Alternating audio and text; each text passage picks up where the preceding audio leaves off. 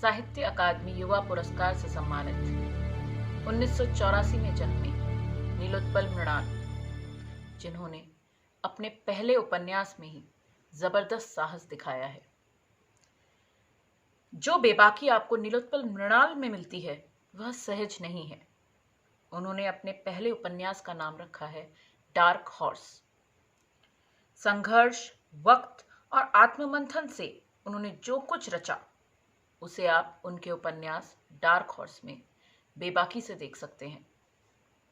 अनगिनत सपनों की अनकही सच्ची कहानियां, अनगिनत सपनों की अनकही सच्ची कहानियां, डार्क हॉर्स।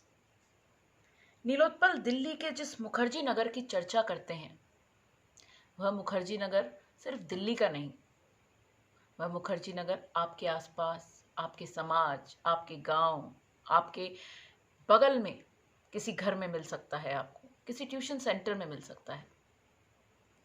नीलोत्पल मृणाल को पढ़ते वक्त आपको एक तरह का लोकतांत्रिकरण महसूस होता है।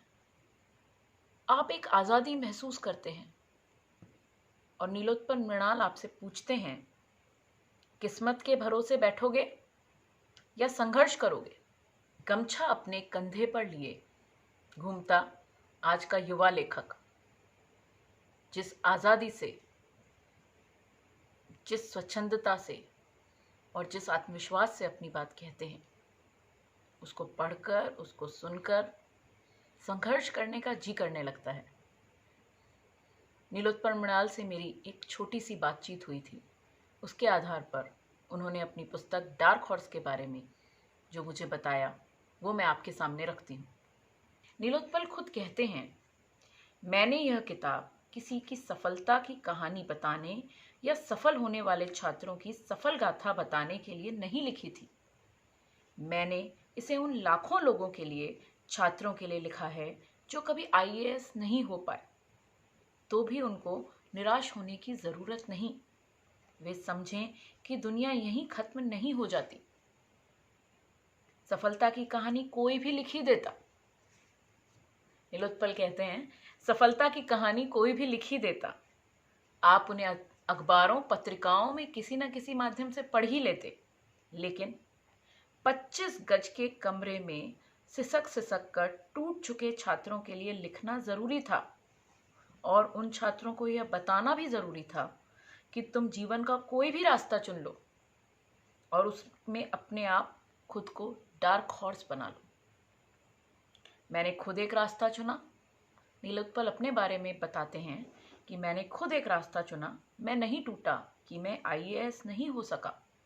ये कहानी नीलोत्पल कहते हैं मैंने उन लोगों के लिए भी लिखी है जो आज उम्र में 50 वर्ष के हो गए या 50 वर्ष से कहीं अधिक के हो गए, लेकिन उन्होंने आईएएस हो जाने का सपना देखा था।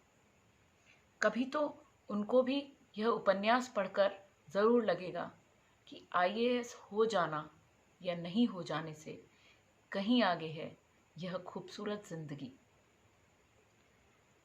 वे कहते हैं, मैंने यह किताब उन माँ बाप के लिए भी लिखी है जो कई बार चाहे अनचाहे यह नहीं जानते कि छात्र जीवन का संघर्ष बस पैसों का मसला नहीं होता। वो जाने कि घर के बाहर सपनों की लड़ाई की दुनिया में उनके बच्चे का संघर्ष कैसा है। वे अंत में इस पंक्ति से अपनी बात अंत करते हैं, वह है, न सब कुछ बुरा है न सब कुछ अच्छा। आज के दौर में चाहे वह पब्लिक स्कूल हो, चाहे वह प्राइवेट स्कूल हो, चाहे वह सरकारी स्कूल हो, चाहे वह आपका घर हो, चाहे वह मेरा घर हो, हर घर में युवा बैठा है और युवा के साथ बैठे हैं अंदर सपने। कभी पाश कहते हैं, सपनों का मर जाना जीवन का मरना है। वही बात नीलोत्पल कहते हैं, आईएएस न हो पाना या एक सपना अधूरा रह जाना जीवन अधूरा रहना नहीं है। नीलोत्पल आपको संघर्ष करने की राह और संघर्ष से निकलकर निखरने की राह भी बताते हैं। जब आप डार्क हॉर्स को पढ़ते हैं और डार्क हॉर्स को अपने हाथ में लेते हैं तो आपको एक अपनापन महसूस होने लगता है। आपको लगता है कि आपकी बात कोई कह रहा है। आपको यह भी महसूस होता है कि नीलोत्पल को ये कैसे मालूम चला कि मैंने कुछ न कुछ ऐसा मेरी जवानी में, जब मैं 23 वर्ष का था, तब मैंने महसूस किया जो मैं किसी से नहीं कह पाया। कोटा को देखिए, जहाँ बच्चे कई तरह के संस्थाओं में पढ़ने आते हैं।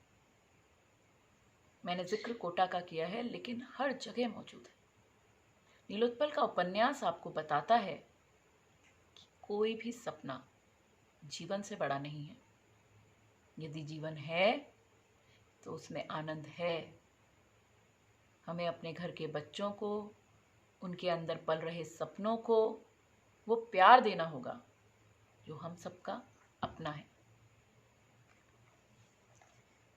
नीलोत्पल अपने उपन्यास की भूमिका में लिखते हैं, संभवतः जिस उम्र में आदमी के पास सबसे अधिक ऊर्जा रहती है, कुछ करने का पुरजोर उत्साह रहता है और दुनिया को देखने समझने की सबसे ज्यादा जिज्ञासा होती है, मैंने अपने जीवन का वह सबसे चमकदार दौर आईएएस की तैयारी के लिए मुखर्जी नगर में गुजार दिया। लिहाजा यह तो तय था कि मैंने यहाँ की दुनिया, तैयारी के ताने बाने, यहाँ की जिंदगी को नजदीक से देखा और बड़ी बारीकी से समझने की कोशिश भी की। शायद यही कारण रहा होगा कि मैंने अपने पहले उपन्यास में यहीं की जिंदगी के पन्नों पर बात की है। आप नीलोत्पल मृणाल के उपन्यास डार्क हॉर्स को पढ़ें और खुद से सवाल करें, क्या हम संघर्ष करने के लिए तैयार हैं? और क्या हम सपने देखते रहने के लिए तैयार हैं? तो मैं इन पंक्तियों के साथ अपनी बात का अंत करती हूँ। परिवर्तन दुख नहीं देता, परिवर्तन सुख का दाता है। परिवर्तन दुख नहीं देता, परिवर्तन सुख का दाता है। इस परिवर्तन के कारण ही जन्मों का ऋण चुक पाता है। इस परिवर्तन के कारण ही जन्मों का ऋण चुक पाता है। शुक्रिया नीलोत्पल मृणाल, शुक्रिया।